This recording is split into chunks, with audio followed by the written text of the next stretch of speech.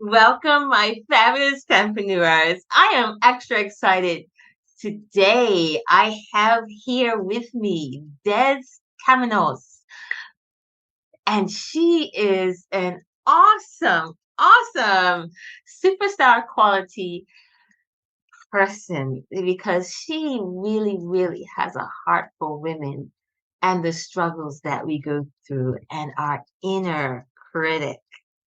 So let me just bring to the stage Desi. Hi. Hello, I'm so excited to be here with the amazing Fempreneur community and just thank you for cultivating such a rich sisterhood. You're welcome. So I have seen some of your master classes and all of the work that you're doing. Tell us about how you got started on this entrepreneur journey. What motivated you? Yeah, Oh my, it's not easy, but you are in it, sister. You are in I, it. I am, I am right there alongside you deep in this entrepreneur journey. And it all started really when I was in college. I have a degree in psychology and another in sociology. But as I was pursuing my higher education, I remember mirroring a therapist, and she said, I've been with this client for 7 years. And I was like, I felt a disconnect. I was like, I feel like that's not the point of therapy or of healing is to have someone for that long. And so I quickly hung up my psychology shoes. And shortly after a few years, I moved to Czech Republic. And it was there that what ended up happening was my own kind of healing journey. I was in a foreign country. That inner critic was really loud, that relentless voice of comparison, of judgment, of failure. And so I really started to feel unsafe in my own mind. And I was escaping in alcohol and creativity and work because if I was busy, if I was producing, then I felt like that inner critic would be quiet, but it wasn't. And so one day on a dirty theater floor covered in shame, guilt, and embarrassment, I realized I didn't even know who I was anymore. I had been living my life for this idea of success that everybody was pushing onto me. And at the time, I was teaching burlesque and boylesque. So, really helping people kind of shed the layers of societal expectation. And so, on that dirty theater floor, I was like, I have to change something about my life. And I think it's the deep inner work. So, then I went on to get trained in dance movement therapy to kind of enhance my burlesque classes. And in my own healing journey, I was introduced to somatic therapy, inner child work, and trauma work. And so I realized if this works for me, and I felt so broken, and my inner critic was so gosh darn mean, I Mm. could break away from panic attacks. It just felt like it was the missing piece of the puzzle that I didn't have in college. And so that's really when I decided to take my education with my lived experience and turn it into a process and a modality that can help other people, specifically women. Wow. And that's amazing journey that you left the US, went all the way to Prague, but your inner critic followed you there. Yeah, and I think that's it. I think so often we run or we hide or we escape and we're like, okay, my life's unhappy or I'm feeling self-doubt. It must be the situation. So let me just change the situation. And I think that's a lot of the world we live in is kind of the surface level stuff. Yeah. Oh, it must just be this. So let's just, scrape off the top and don't worry about the bottom. And so yeah, that inner critic came with me first class. Yeah, I was it's a first class ticket. Yeah, I'm over there like coach and my inner critic's in the first class, like judging me from the back. I'm like, what are you doing? Yeah, they know how to take up space, definitely. And I like what you said about the things that you did change in your life. You were getting busier with work and creativity and substances, well, alcohol in this case. And it was like, okay, if I just keep on this pathway moving faster, I could run away from it. Yeah, and it just felt like it was just this mask that I kept putting on. When I'm I feel guilty sitting on the couch because I should be doing more. So let me get off the couch and stay busy. Because when I'm staying busy, then I can't hear that inner critic, and so I made sure that my life was always busy, whether it was creating a new project or a new business or a dance routine.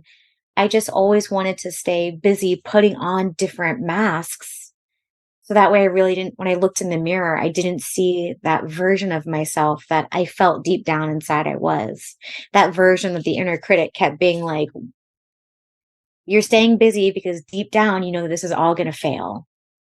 Interesting thing that struck me about what you just said about being busy and feeling guilty if you were taking time out or resting on the couch. I noticed that is really ingrained into American culture, especially when I left for Europe, and it was okay for people to take a coffee break in Italy or take a siesta or have a rest moment. Here, if I pick up the phone and call any of my contacts, they're going to be like, oh, yeah, yeah, yeah, I'm busy this, I'm busy that, I'm busy the other.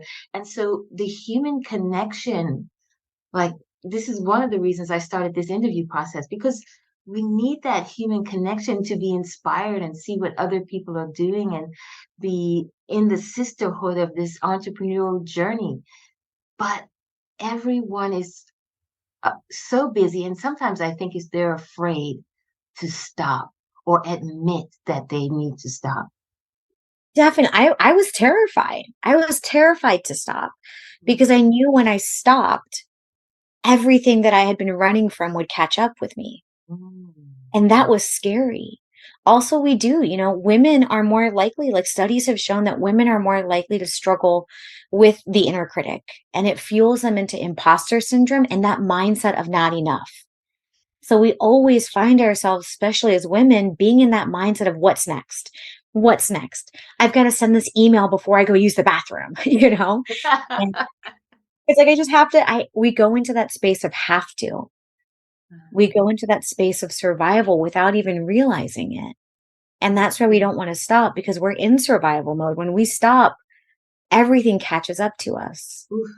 Better just to keep going, and women, we're multitaskers. We're taught to be people pleasers and nurturers and healers, but also successful. And there's so, it makes being still really hard because we don't know. I don't think all of us really know who we are when we are in stillness.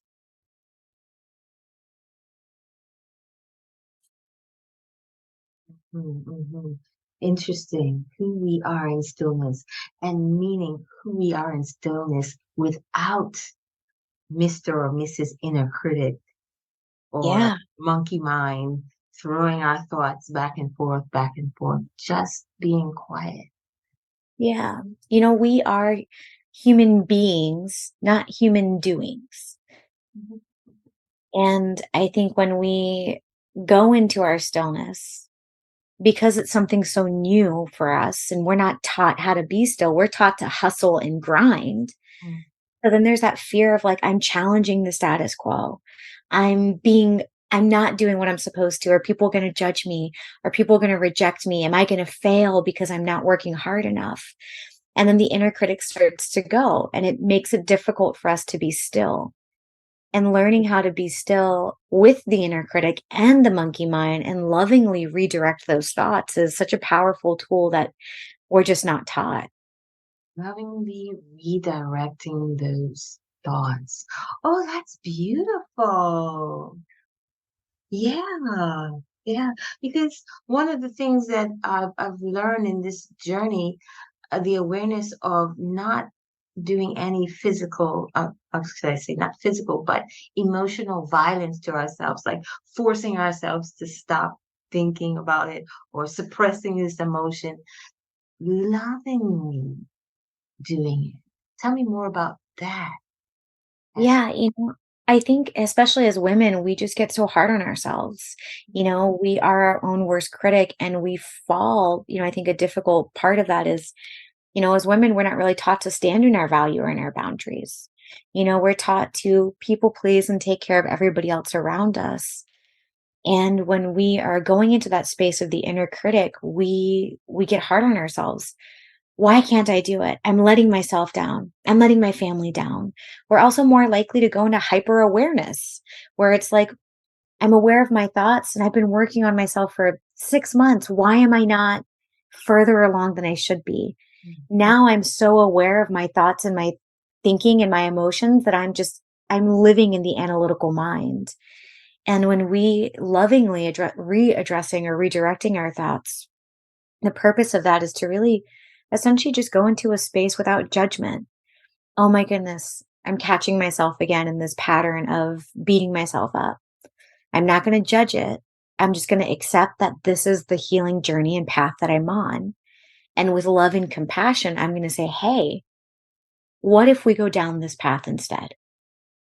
It's just learning how to put speed bumps in that part of our brain that is a highway to really slow down our thought patterns, to lovingly and safely redirect our thoughts. Because if we try and do it too fast, the nervous system's going to be like, "Up, I don't trust it. It's happening too fast. I don't believe it. It doesn't feel safe in the body." Doesn't feel safe in the body. I like this. Because I can think of, and I'm sure other people can relate, when someone brings something to your awareness, like you're listening to a good talk or a master class, and they're telling you the things that you need to change in your life, and you immediately start thinking, yeah, I could change this, I could change that. And yeah, the system does get overloaded, and by the time they finish talking, you're like, reject, can't do it. And again, it's because I think we're going in that mindset of what's next. Now I'm aware. So now I have to go into the what's next. We don't give ourselves the stillness, which is so important for integration. All of the thought patterns that we've learned, our inner critic, it's been developing in our mind and body for decades. The idea that it should be happening overnight or, in an hour event, it's not fair because the journey is beautiful and it's layered and it's multifaceted. And so we really have to learn how to find our own internal sense of safety. So when we go into that place of awareness, we can hold that awareness with intention and stillness and allow integration. So then we can really start to take empowered action instead of action that's like, oh, I just need to be doing what's next. I have to be doing something. Taking empowered action instead. And so what did that transformation look like for you? Did this happen in Prague or did this happen when you came back? Yeah, no, so what happened when I was in Prague, and the transformation it was a journey. I was diagnosed with borderline personality disorder in 2014. And so there were certain symptoms of that were really difficult for me. A distorted sense of self, emotional dysregulation, high anxiety, intense fears of abandonment. And as I started this healing journey, it was hard. I had to look at traumas of my past. It was scary. I didn't want to do it. And I think a part of me thought, like, what's the point? I think I'm the anomaly. I'm the broken one. It works for everybody else. Again, that allowing the inner critic to take over. And for me, when I really learned how to lovingly redirect my thoughts, it changed my whole life. It also changed the way that my life looked. I wasn't nurturing relationships that were surface level anymore. I had depth and I wanted people around me to have depth. So my friend group changed a little bit. My business got bigger because I was doing it from a place of intention as opposed to a place of urgency and have to. I wasn't in survival anymore. And my content, my copy, the people I was attracting, they also weren't in survival anymore. And I Wow. think that was a really big transformation was the people that I was attracting and aligning with.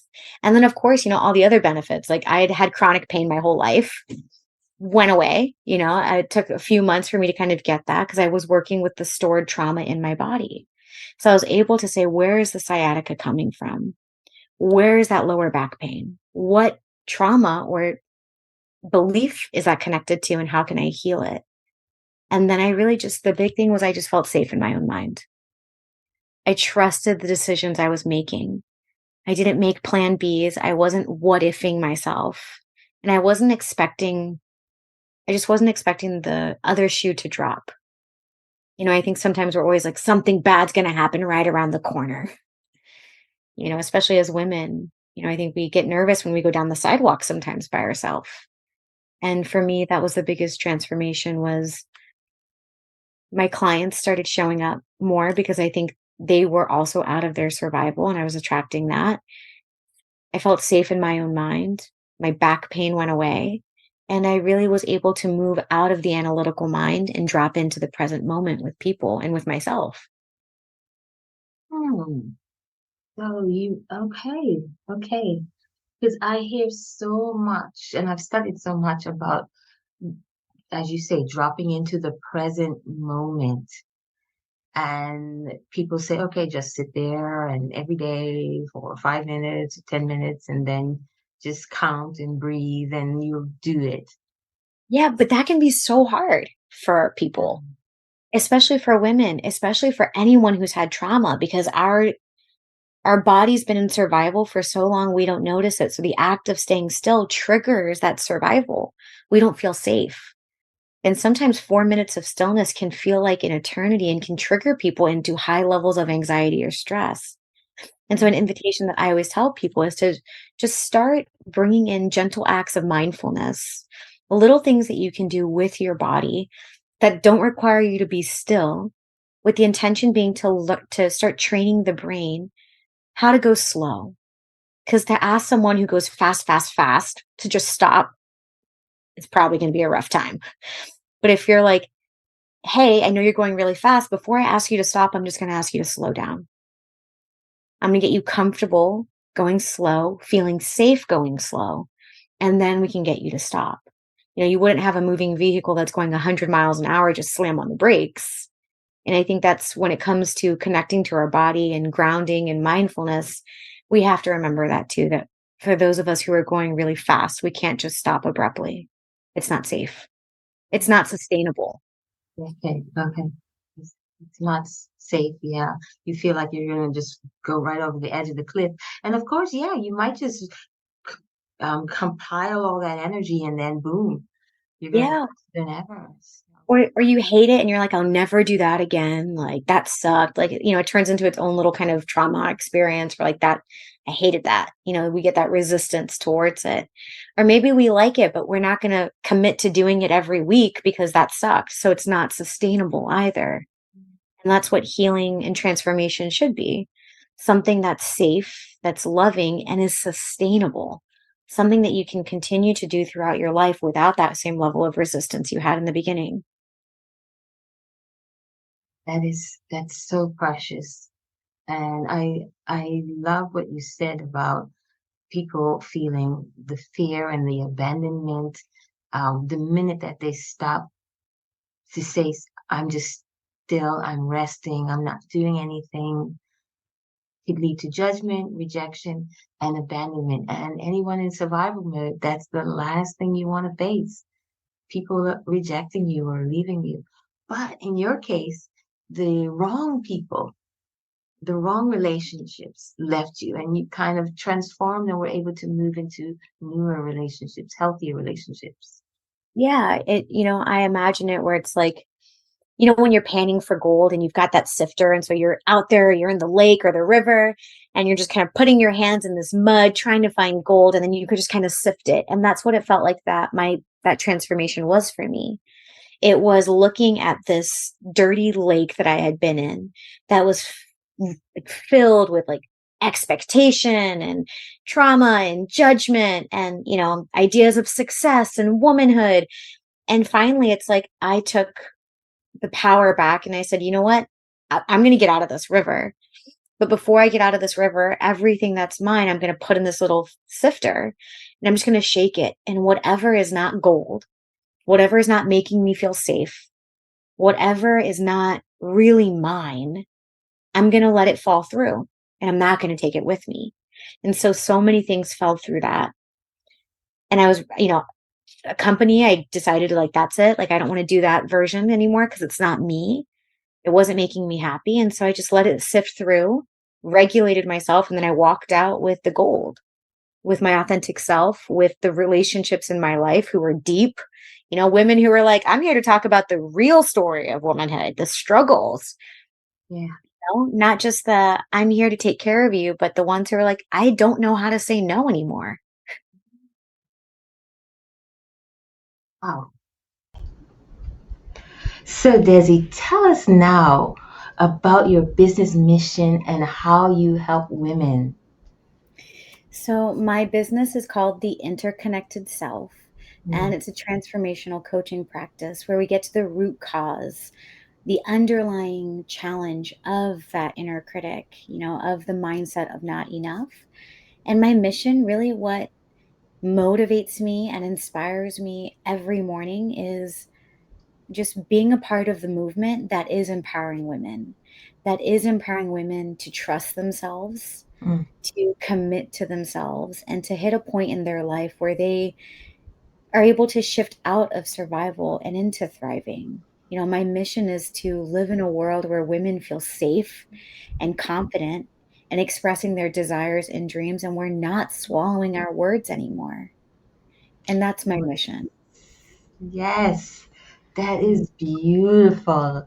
And I know that the people hearing this are going to be able to relate to this and are going to be more hopeful, knowing that there's a way to lovingly bring yourself to that self acceptance, that state of just being without doing as a person. And I think that's so beautiful. So thank you. Thank you so much, Desi, for joining us today and enlightening us on your work. And thank you so much for creating this container. What you do is you really create such a beautiful garden of seeds to be planted, of thought, of love, of self-acceptance. And so thank you for this community, for the fempreneurs, and for creating this garden that we can all, benefit from. Thank you.